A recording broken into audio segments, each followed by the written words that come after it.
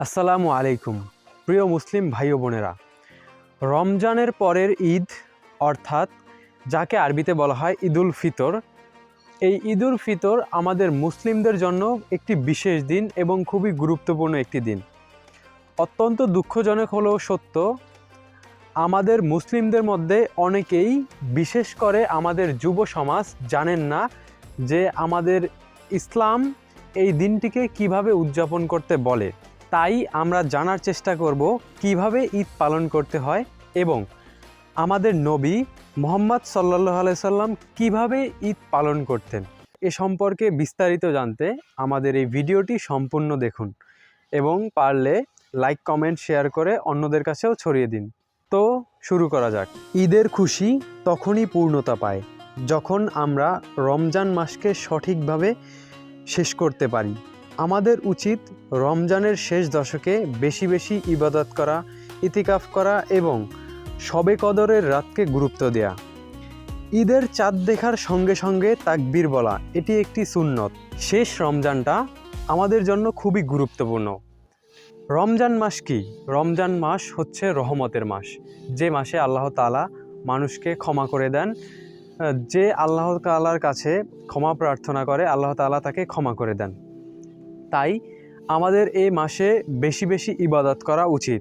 কিছু মানুষ এই শেষ রমজানের দিন তারা ইবাদত না করে ঘোরাফেরার মাধ্যমে কাটিয়ে দেয়। আসলে এটা একটা সবচেয়ে বড় ভুল, কারণ আপনার কাছ থেকে রমজান চলে যাচ্ছে। এই শেষ রমজানটুকু আপনার উচিত বেশি বেশি ইবাদতের মাধ্যমে কাটানো, যাতে আপনি আল্লাহ তাআলার কাছ থেকে ক্ষমা প্রার্থনা করতে পারেন। কিন্তু মানুষ কি করে, এই দিনটা ঘোরাফেরার মাধ্যমে কাটিয়ে দেয়। বিশেষ করে রাতটা, চাঁদ রাতটা তারা কি করে, বিভিন্ন কিছুর মাধ্যমে কাটিয়ে দেয়। তাই শেষ রমজানে ঘোরাফেরা না করে আমাদের ইবাদতের মাধ্যমে কাটানো উচিত। চাঁদ রাতে এবং ঈদের দিন সকালবেলা নামাজের আগে আমাদের উচিত আমাদের ফেতরার টাকা গরিব অসহায় মানুষদের কাছে পৌঁছে দেয়া। কারণ আমরা যদি ঈদের চাঁদ রাতে এবং ঈদের দিন সকালে এর মধ্যে টাকাটা তাদের দিয়ে দেই, তাহলে তারা আমাদের সাথে সাথে মাংস হোক বা মিষ্টি জাতীয় যা হোক তারা কিনে খেতে পারবেন এবং আমাদের সাথে তাল মিলিয়ে ঈদ উদযাপন করতে পারবেন। তাই আমাদের উচিত খুব দ্রুত যারা অসহায়, যারা ঈদ উদযাপনের ক্ষেত্রে এই খাবার দাবার কিনতে অক্ষম, তাদের কাছে দ্রুত ফেতরার টাকা পৌঁছে দেয়া।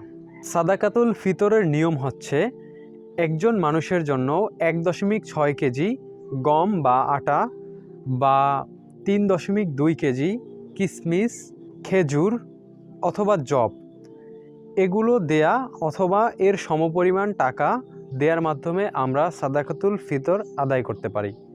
এরপরে আসুন ঈদের নামাজে। মাশাআল্লাহ, অনেক মানুষ যারা সারা বছর নামাজ পড়ে না বা ইবাদত বন্দেগী করে না, কিন্তু তারা ঈদের দিন ঠিকই নামাজ পড়ে।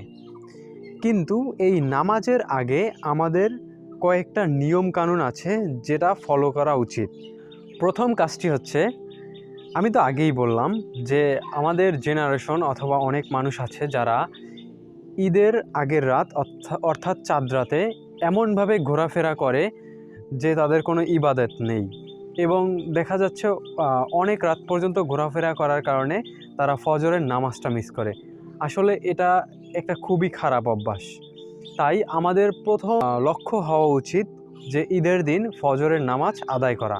এরপরে যেহেতু সাহাবীরা ঈদের দিন সকালে গোসল করতেন, তাই আমাদেরও উচিত এই ঈদের দিন সকালে গোসল করার পরে ফ্রেশ হয়ে নামাজে যাওয়া।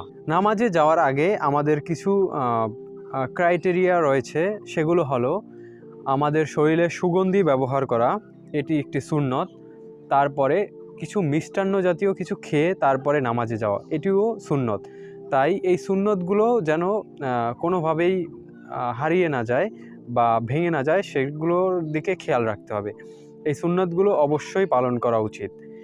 এরপরে রয়েছে আপনার নামাজে যাওয়ার সময় আমাদের আরও একটি সুন্নত রয়েছে, তা হলো আমরা যে রাস্তা দিয়ে যাব তার ডান পাশ দিয়ে যাব এবং যে রাস্তা দিয়ে আসার সময় একই রাস্তা দিয়ে না এসে অন্য রাস্তা দিয়ে আসব এবং তাও ডান পাশ দিয়ে আসব। সাথে সাথে আসা এবং যাওয়ার সময় চেষ্টা করব গরিব দুঃখী মানুষদের সহায়তা করা। তাদের আমরা যথাসম্ভব চেষ্টা করব তাদেরকে কিছু দান সদকা করা, যা দ্বারা তারা ঈদের দিনটা খুব স্বাচ্ছন্দ্যে কাটাতে পারেন। অনেকেই ঈদের নামাজের নিয়ম জানেন না। ঈদের নামাজ 2 রাকাত, যেখানে 6টি অতিরিক্ত তাকবীর রয়েছে। প্রথম রাকাতে 3টি অতিরিক্ত তাকবীর এবং দ্বিতীয় রাকাতে 3টি অতিরিক্ত তাকবীর বলা হয়। ঈদের নামাজের পরে একে অপরকে শুভেচ্ছা বিনিময় করা সুন্নত। আমরা আমাদের ঐতিহ্য রক্ষার্থে কোলাকুলি করতে পারি, বিশেষ করে বাবার সাথে। কারণ আপনারা অনেকেই জানেন যে আমাদের ছেলেরা বাবাদের খুব কম সময়ে পাই এবং আমরা এই দিনটা কাজে লাগিয়ে আমরা আমাদের বাবার সাথে হাগ করতে পারি এবং আমাদের বন্ধু বান্ধবের সাথে হাগ করে কোলাকুলি করার মাধ্যমে আমরা এই সুন্নতটি ঈদের শুভেচ্ছা বিনিময় করতে পারি। ঈদের দিনটায় 3টি কাজ বেশি বেশি করার চেষ্টা করবেন। 1. পরিবারের সাথে সময় কাটানো। 2. গরিব দুঃখীদের সাহায্য করা এবং 3 নাম্বার হচ্ছে অশ্লীল ও খারাপ কাজ থেকে দূরে থাকা। আমাদের যুব সমাজের অনেকেই ঈদের দিনটায় অশ্লীল এবং খারাপ কাজের সাথে যুক্ত হয়ে যায়।